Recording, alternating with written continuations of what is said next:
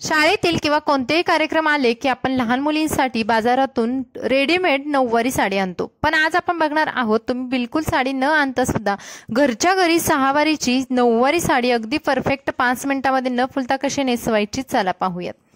नमस्कार, पुन्हा एकदा स्वाती स्टाईल मध्ये मनापासून स्वागत। आज बघूया छोट्या मुलींना सहावारीची नऊवारी नेसवायची। तर मैत्रिणींनी व्हिडिओ आवडला तर लाईक करा, चॅनलला नवीन असाल तर सबस्क्राइब करा। आता बघा इथे छोट्या मुलीला मी ही खण साडी नेसवणार आहे। तर तुम्हाला पहिल्यांदा स्लॅक्स किंवा अशी शॉर्ट पॅन्ट घालून घ्यायची आहे आणि त्या मुलीच्या उजव्या हाताला जाऊन तुम्हाला एक गाठ बांधून घ्यायची आहे। कारण जर आपण सेंटर मध्ये गाठ बांधतो तर ती जास्त फुलते आणि पोट आल्यासारखं दिसतं, त्यामुळे हे टाळून आपल्याला उजव्या साईडला अशी गाठ बांधून घ्यायची आहे। आता इथे माझी गाठ थोडीशी मोठी पण तुम्हाला गाठ बांधताना छोटीशी नॉर्मल अशी घट्ट गाठ बांधून घ्यायची आहे। आता गाठ बांधल्यानंतर तुम्ही बघा साडी एकदम सिक्युअर होते आणि त्यानंतर 2 पाय असे पसरवून घ्यायचे आहेत। पाय पसरवून घेतल्यानंतर पायांच्या मध्ये जो सेंटरला भाग येतो तो उचलून घ्यायचा। आता मी साडी ड्रॅपिंग मध्ये तुम्हाला पूर्ण पाठीमागून दाखवलेले आहे, तुम्ही सुद्धा याच पद्धतीने नेसवा। पाठीमागे मुलीच्या बसून तुम्ही अशी साडी नेसवू शकता, अगदी परफेक्ट होते। तर पाठीमागून अशा पद्धतीने साडीचा जो सेंटरचा भाग आहे तो घेतला आणि ते काठ आहे ते जिथे आपण साडी जी गाठ बांधलेली आहे त्याच्यामधून काढून घेतला। आता व्हिडिओमध्ये अगदी स्पष्ट दाखवलेला आहे, अशा पद्धतीने मी ही साडीचा भाग आहे तो काढून घेतला आणि त्यानंतर आता आपण बघूया डाव्या पायावरती जो साडीचा घोळ तयार झालेला आहे तो घोळ होऊ नये यासाठी तिथे जी एक्स्ट्रा झालेली साडी आहे ती आतमध्ये खोचली आणि तिथे एक छोटीशी पिन लावून घ्यायची, म्हणजे आपली बॉर्डर आहे डाव्या पायावरची ती सुंदर दिसेल आणि साडी जास्त घोळदार सुद्धा होणार नाही किंवा छोट्या मुलीच्या पायामध्ये अडकणार सुद्धा नाही। यासाठी आपल्याला ही टिप करायची आहे।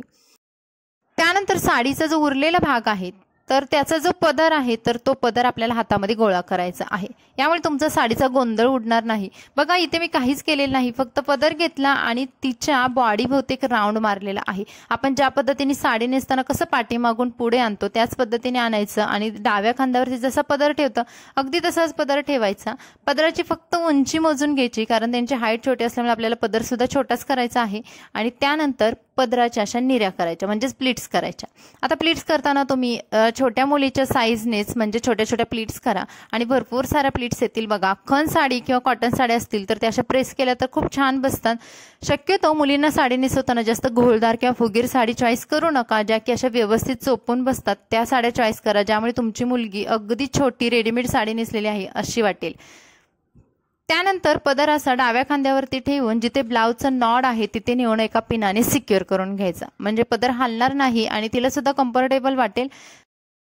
आता हा पदर बनवून झाल्यानंतर ब्लाउजवरती ज्या छोट्या छोट्या प्लीट्स येतात ते आपल्याला हाताने व्यवस्थित करून घ्यायच्या आहेत, म्हणजे प्रत्येक प्लीट आहे ती सेपरेट दिसावी। तिचे जर दागिने वगैरे जर घातले असतील तर ते दागिने त्याच्यावरती व्यवस्थित बसतील या हिशोबाने आपल्याला या प्लीट्स व्यवस्थित करून घ्यायच्या। एकदा का समोरच्या ब्लाउजवरच्या प्लीट्स व्यवस्थित झाल्या की वरची जी मानेजवळ येणार प्लीट आहे ती पाठीमागून अशी राऊंड करून आणायची। व्हिडिओमध्ये अगदी स्पष्ट दाखवलेलं आहे। आता आपण ज्या पद्धतीने साडी नेसतो त्याच पद्धतीने हे सर्व गोष्टी करायच्या आहेत। त्यानंतर निऱ्या जशा आपण करतो अगदी त्याच पद्धतीने निऱ्या करायच्या, जास्त मोठ्या किंवा जास्त छोट्या साईजच्या न करता मध्यम साईजच्या निऱ्या करा। निऱ्या करताना काठ जसे आहेत काठावरतीच निऱ्या करा, तुम्हाला काही फोल्ड वगैरे करून निऱ्या करायच्या नाहीत। तर अगदी या पद्धतीने आपण साध्या निऱ्या करायच्या, फक्त निऱ्याचं तोंड आहे ते उलट्या दिशेने ठेवायचं।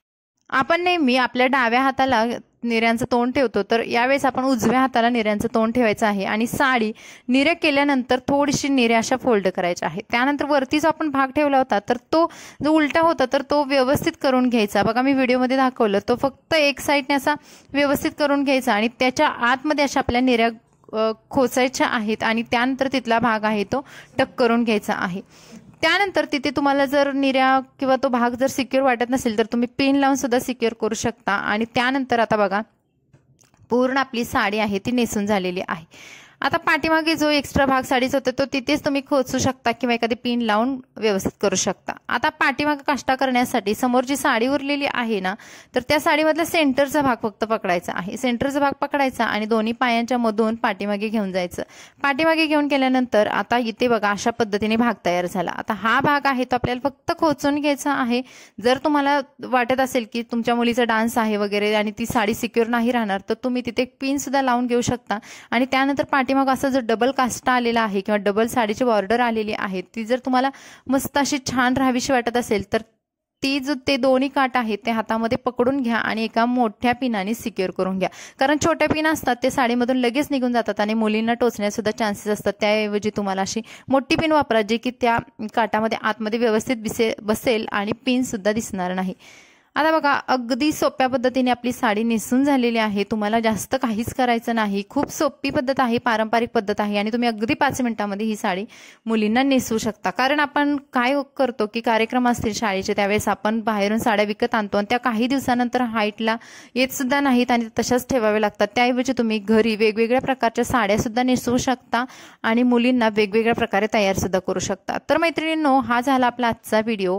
तुम्हाला कसा वाटला कमेंट्समध्ये सांगा. आणखी तुम्हाला लहान मुलींविषयी त्यांचा मेकअप किंवा हेअरस्टाईल बघायची असेल तर कमेंट्समध्ये नक्की सांगा, ते सुद्धा तुमच्यासोबत शेअर केलं जाईल. तर चला भेटू अशाच नवनवीन व्हिडिओसोबत. मस्त रहा, खुश रहा आणि शिकत रहा. Bye bye.